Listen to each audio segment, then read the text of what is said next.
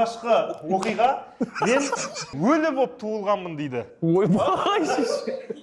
Ол резидент бар ма арамызда қазір? Диас. Айттым ғой Диас. Негізі қайғылы оқиға ғой негізі ол. Айт. Бірақ шынымен туылған кезде туыласың ғой, жүрегің тоқтап Жылатпаса.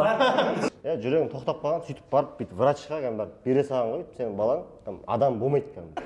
Адам болмайды, кәдімгі салбырап жатыр дейді да. Несі? Салбырайды жері. Уже пландай берген, жаңа жерлерді қазып деген сияқты. Сөйткенде ар жақтан пахан ғана шыққан ғой, жаңа. Сәл үмітті болыпшы. Сөйткен айтқан, біріне саламыз деген, үлкен укол саламыз деген ғой, короче. И еще оны басқа саламыз деген. Салма деп ой.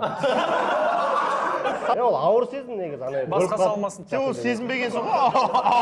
Ауыр сезім. Сол түске ғой күлдейсің. Басқа салмақшы болған, пахан тұрып, жоқ, басқа салмаймыз деген. Өкшеге саламыз. Иә, шынымен. Өкшеге не қойсың әкім? Сөйткенде өкшеден сәл жоғары, неге салғызған ғой? Аяққа салып көрек. Осыдан аман қалса қалды, қалмаса Тура бір саламыз.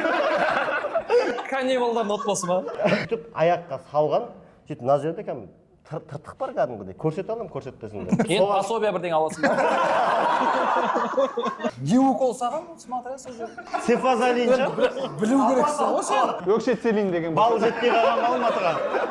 Уколды салады, сол уколдан аман қалам. Сөйтіп аман қалғаннан кейін врач келіп айтады ғой, балаңыз аман қалды, қуаныңыз, бірақ есіңізде болсын, балаңыз өмір бақи семірмейді деген ғой. В общем, сондай история болған. Менде де сондай болған. Маған айтқан бірақ балаң семіріп кетті деді. Арықтамай. Сенің басыңа саған болып тұр. Өкшеге емес басқасы.